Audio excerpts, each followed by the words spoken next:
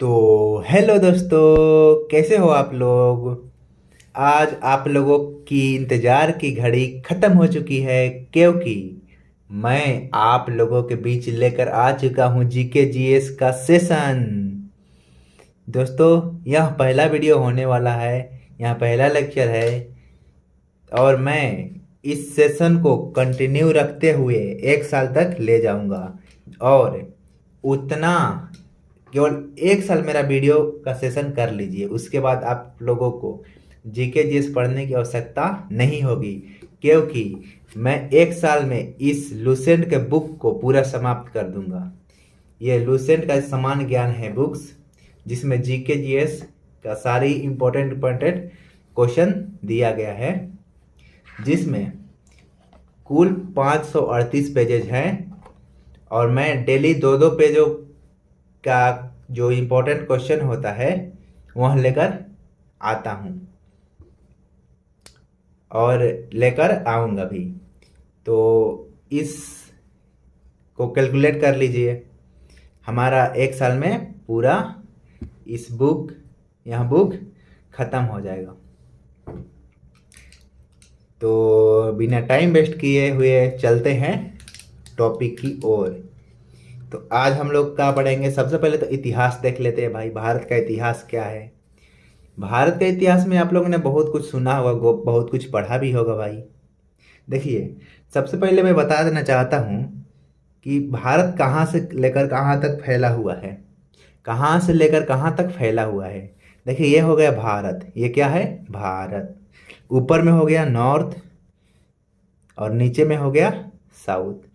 Direction को ऐसा ही दर्शाते हैं हम लोग, ऊपर में नॉर्थ को, नीचे में साउथ को, इधर पीछे में वेस्ट, आगे में ईस्ट को।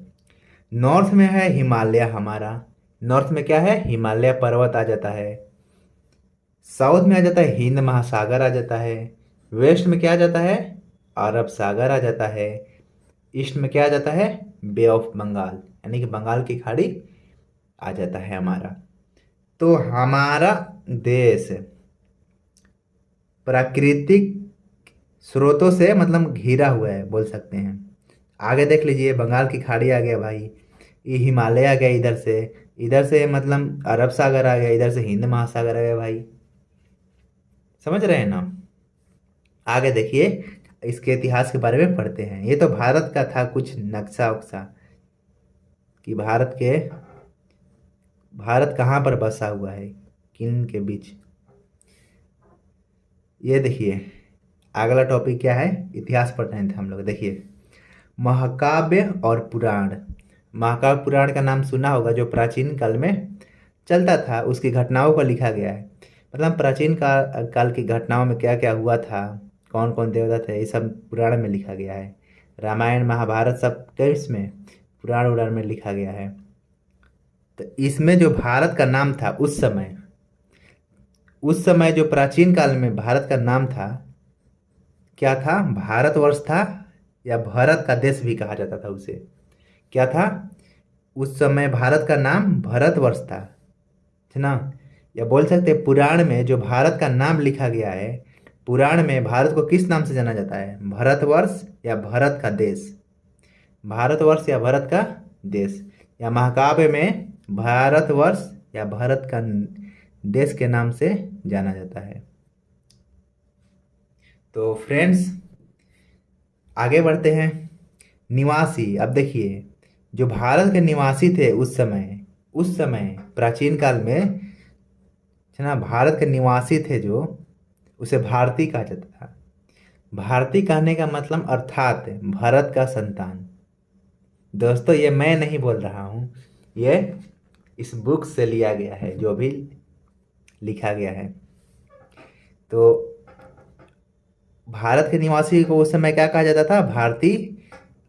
अर्थात भारतीय का मतलब क्या हुआ, भारत का संतान। हम लोग बोलते हैं ना, हम लोग भारतीय है, यानी कि भारत का संतान, यानी कि भारत कौन थे, राम जी के भाई थे, तो उनके संतान। देखिए, जब यूनानियों ने आया, जब यूरोप में एक देश है यूनान है, जब यूनानियों ने हमारे देश में आया, उस समय भारतवर्ष का नाम क्या चेंज कर दिया, इंडिया। उस समय भारत का नाम भारतवर्ष से इंडिया हो गया। उसी समय से हमारा देश का नाम क्या हुआ? इंडिया हो गया। अब देखिए उसके बाद मध्यकालीन में कौन आए? मुस्लिम इतिहासकारों ने आए। मध्यकालीन में मुस्लिम इतिहासकारों ने इंडिया से हिंदुस्तान बना दिया। इंडिया को इंडिया से हिंदुस्तान किसने बनाया? तो मध्यकालीन में जो मुस्लिम इतिहासकारों आए थे, वे लोगों ने इंडिया से हिंदुस्तान, भारत का नाम चेंज कर दिया। अब देखिए भारत का इतिहास अगर पढ़ना चाहते हैं ना, तो इसको तीन भागों में बांटा गया है। भारत के इतिहास को तीन भागों में बांटा गया है। पहला है प्राचीन भारत है, दूसरा मध्यकालीन भारत है, और तीसरा आधुनिक भारत है, जो अभी वर्तमान में चल रहा है। प्राचीन, जिसमें रामायण वामायण लिखा गया है, गीता महाभारत सब है। मध्यकालीन में ये सब आए थे, यूनानियों और क्या क्या आए थे, समझे ना। फिर आधुनिक भारत यानी कि अभी जो चल रहा है। तो पहले प्राचीन भारत को पढ़ लेते हैं। प्राचीन भारत में क्या क्या हुआ था, है ना, कैसे हुआ था, सब जान लेते हैं। जानकारी का मुख्य चार स्रोत है। अगर प्राचीन भारत के बारे में आप जानकारी लेना चाहते हैं तो इसके चार स्रोत हैं। पहला तो आप धर्म ग्रंथ को पढ़ लीजिए, दूसरा आपकी ऐतिहासिक ग्रंथ को पढ़ लीजिए, विदेशियों का विवरण पढ़ लीजिए, या पुरातत्व संबंधी साक्ष्य पढ़ लीजिए। साक्ष्य मतलब क्या होता है? इंटरव्यू होता है। साक्ष्य को इंटरव्यू कहते हैं। इंटरव्यू को ही साक्ष्य कहते हैं या साक्षात्कार बोलते हैं। तो देखिए इन लोगों के, इस सब के बारे में हम लोग पढ़ते हैं। फ्रेंड्स यहाँ पर देखिए, तो सबसे पहले हम लोग ऋग्वेद के बारे में पढ़ते हैं, जो कि किसका टॉपिक है? ये टॉपिक है धर्म ग्रंथ से रिलेटेड। धर्म ग्रंथ में क्या क्या पढ़ना है? हम लोग को ऋग्वेद पढ़ना है। देखिए ऋग्वेद में क्या क्या पढ़ना है? ऋचाओं के क्रमबद्ध ज्ञान के संग्रह को ऋग्वेद कहते हैं। ऋग्वेद किसे कहते हैं फ्रेंड्स? ऋग्वेद किसे कहते हैं? कोई पूछेगा ऋग्वेद किसे किसे कहते हैं, तो ऋचाओं के क्रमबद्ध में ज्ञान के संग्रह को ऋग्वेद कहा जाता है। इसमें 10 मंडल है। कोई पूछेगा ऋग्वेद में कितने मंडल है, तो क्या बताइएगा? 10 मंडल है। और सूक्त कितने हैं? 1028 है। 1028 सूक्त हैं। और ऋचाएँ जो है ना, ऋचाएँ, ऋग्वेद के ऋचाएँ जो है वो 10,462 है। तो तीनों टर्म को याद रखिएगा, कभी भी पूछा जा सकता है। तब विश्वामित्र द्वारा रचित ऋग्वेद का तीसरा मंडल में सूर्य देवता सावित्री को समर्पित प्रसिद्ध गायत्री मंत्र लिखा गया है। तो गायत्री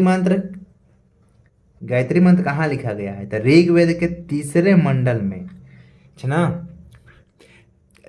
गायत्री मंत्र कहाँ से लिखा गया है, ये क्वेश्चन आप लोग को पूछ सकता है कहीं भी। गायत्री मंत्र कहाँ से लिया गया है? तो ऋग्वेद के तीसरे मंडल में लिखित सूर्य देवता सावित्री को समर्पित। जब हम लोग गायत्री मंत्र पढ़ते हैं ना, तो सूर्य देवता सावित्री का मंत्र है, मतलब उनके समर्पित, उनको हम लोग पूजा करने हेतु उनका, मतलब एक तरह से उनके लिए ही मंत्र है। ये गायत्री मंत्र जो है उनके संदर्भ में ही यह मंत्र पढ़ा जाता है, जो गायत्री मंत्र है।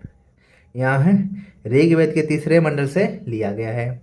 और 9वें मंडल में देवता सोम का उल्लेख है। ऋग्वेद के 9वें मंडल में देवता सोम का उल्लेख है। तो पूछ सकता है क्वेश्चन कि ऋग्वेद के 9वें मंडल में किस देवता का उल्लेख है? सोम देवता के। अब देखिए ईसवी और ईसा पूर्व के बारे में पढ़ते हैं। हम लोग बहुत सुने हैं, कहीं कहीं ईसा पूर्व लिखा रहता है। इतिहास अगर पढ़िएगा, कहीं कहीं ईसा पूर्व दिया रहता है, कहीं कहीं ईसवी दिया रहता है। क्या बात है भाई, इसका कॉन्सेप्ट क्या है आखिरकार? देखिए वर्तमान में प्रचलित लिखे हैं ग्रेगोरियन कैलेंडर। वर्तमान में कौन सा कैलेंडर चलता है? ग्रेगोरियन कैलेंडर चल रहा है, जो ठाकुर प्रसाद का जो भी आता है। तो ईसाई धर्म में गुरु ईसा मसीह के जन्म वर्ष कल्पित पर आधारित है। तो वर्तमान में जो कैलेंडर चलता है ग्रेगोरियन, किस पर आधारित है? तो ईसा मसीह के जन्म पर आधारित है, जन्म वर्ष, है ना। ईसा पूर्व को BC, है ना, यानी कि before the birth of Jesus Christ यानी कि ईसा मसीह के जन्म से पहले के काल को, है ना, समझिएगा ध्यान से। जब ईसा मसीह का जन्म हुआ था उसके पहले के काले को क्या कहा जाता था? ईसा पूर्व कहा जाता था। ध्यान दीजिएगा, ईसा पूर्व का नाम चेंज होकर ईसवी कब से कहलाने लगा? जब ईसा मसीह का जन्म हुआ। जब, अच्छा, ईसा मसीह कौन थे पता है आपको? क्रिश्चियन जो होते हैं ना, ईसाई धर्म के गुरु थे। ईसाई धर्म का सबसे पहला गुरु थे ईसा मसीह। तो इनके जन्म के बाद ईसा पूर्व से बदल कर क्या होगा? ईसवी कहलाने लगा। ईसा पूर्व से ईसवी हो गया इनके जन्म के बाद। इनके जन्म के पहले क्या चलता था? ईसा पूर्व चलता था। ईसा पूर्व को बीसी भी बोलते हैं इंग्लिश में, मतलब before the birth of Jesus Christ. ये क्वेश्चन आप लोग को पूछा जा सकता है। तो ईसा पूर्व में वर्षों को गिनती उल्टा दिशा में होती थी। अब देखिए क्या होता था। ईसा पूर्व जो है उस समय, यानी कि यीशु मसीह के जन्म के पहले जो वर्ष की गिनती होती थी उल्टी दिशा में होती थी। कैसे होती थी उल्टी दिशा में? देखिए, मान लीजिए किसी ने कहा, क्या कहा कि महात्मा बुद्ध का जन्म 563 ईसा पूर्व हुआ था। कोई किसी ने कहा कि महात्मा बुद्ध का जन्म 563 ईसा पूर्व में हुआ था। इसका कहने का तात्पर्य यह है, कहने का मतलब यह है कि ईसा मसीह के जन्म के 563 वर्ष पहले हुआ था जन्म। अगर मान लीजिए कहेंगे कि महात्मा बुद्ध जो थे, गौतम बुद्ध, उनका जन्म 563 ईसा पूर्व में हुआ था, तो वह व्यक्ति यह कहना चाहता है कि उनका जन्म ईसा मसीह के जन्म के 563 वर्ष पहले हुआ था। समझ रहे हैं ना? ये कहने का मतलब हुआ। ईसा पूर्व का मतलब समझ गए। ईसा मसीह के जन्म के पहले के काल को ईसा पूर्व कहा जाता था, अब ईसवी चलने लगा।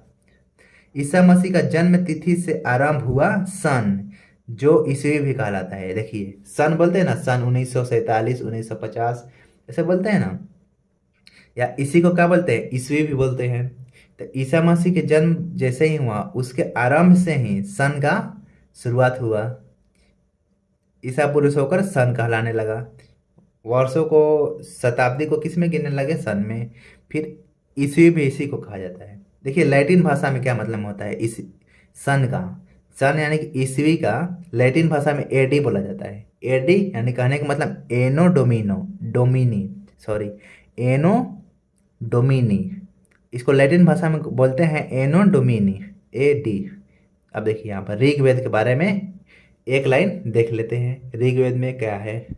तो ऋग्वेद में इंद्र के लिए 250 तथा अग्नि के लिए 200 ऋचाओं की रचना की गई है। देखिए, ऋचाओं के मतलब तो मैं भी नहीं समझ सकता, क्योंकि मैं तो साइंस का स्टूडेंट हूँ। बाकी इसके बारे में आप समझते हैं तो आप लोग कमेंट में बताइएगा ऋचाओं के मतलब क्या हुआ। तो ऋग्वेद में जो इंद्र के लिए 250 ऋचाएँ थी और अग्निदेव के लिए 200 ऋचाओं की रचना की गई है। तो ये था आज का सामान्य ज्ञान हमारे लिए। अब जीएस के बारे में बात कर लेते हैं। जीएस में आज क्या क्या क्वेश्चन लेकर आए हैं।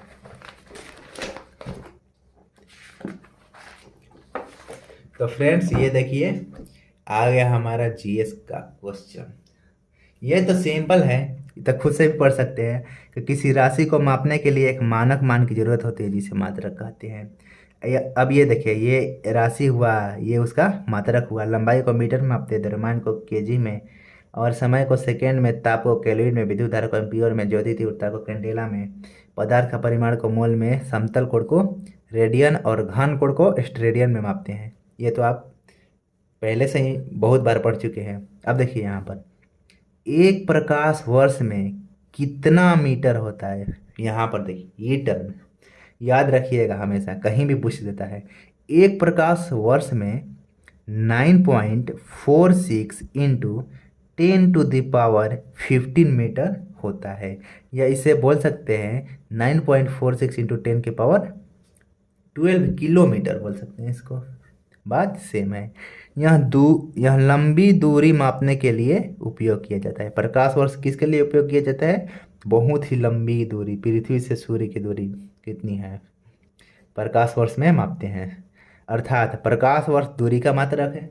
जाहिर सी बात है भाई, प्रकाश वर्ष से दूरी मापते हैं, इसलिए दूरी का मात्रक हुआ। दूरी मापने का सबसे बड़ा इकाई जो होता है, बड़ा मात्रक होता है, पारसेक होता है।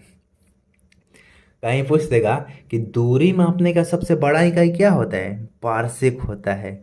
एक पारसेक बराबर 3.26 प्रकाश वर्ष होता है। कहने का मतलब 3.08 इंटू 10 की पावर 16 मीटर होता है। समझ में आ गया? 1 पारसेक बराबर 3.26 प्रकाश वर्ष होता है। समझ रहे हैं? अगर एक प्रकाश वर्ष में इतना मीटर, आप समझ रहे हैं, यहाँ पर 16 मीटर हो जाता है यहाँ पर। तो ये रहा कुछ इंफॉर्मेशन। अब देखिए, बल का SI मात्रक तो सब जानते हैं, न्यूटन। बल का SI मात्रक न्यूटन होता है, सब जानते हैं, या केजी मीटर। बल का हुआ केजी मीटर स्क्वायर होता है, यही होता है ना।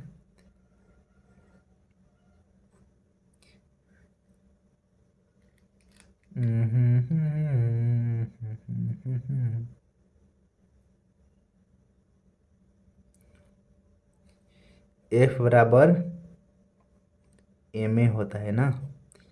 तो m यानी कि केजी। एक्सीलरेशन को क्या लिख सकते हैं? वेलोसिटी। वेलोसिटी को v को मीटर पर सेकेंड, केजी मीटर पर सेकेंड। ओके, वेग बटा आयतन, केजी मीटर पर सेकेंड। अच्छा सॉरी, यहाँ पर केजी मीटर पर सेकेंड लिखा जाता है, बल का SI यूनिट। तो इसी को बोलते हैं क्या? न्यूटन बोलते हैं। इसी को क्या बोलते हैं? न्यूटन भी बोला जाता है। तो ये SI यूनिट में इसका वैल्यू हुआ न्यूटन। क्या आप CGS पद्धति में बता सकते हैं इसका क्या बोला जाता है? बल के यूनिट को, बल के मात्रक को CGS पद्धति में क्या बोला जाता है? डाइन बोला जाता है, डाइन। डाइन बोला जाता है। बल के मात्रक को CGS पद्धति में, यानी कि सेंटीमीटर ग्राम सेकेंड जो पद्धति होता है, उसमें क्या बोला जाता है? डाइन बोला जाता है। किसको? बल को। और SI यूनिट में इसको न्यूटन बोला जाता है, इसके मात्रक को। अब देखिए, कार्य का CGS यूनिट अर्ग बोलता है। अच्छा यहाँ पर तो छोड़िए दिए, यहाँ पर देखिए, 1 न्यूटन बराबर 10 की पावर 5 डाइन होता है।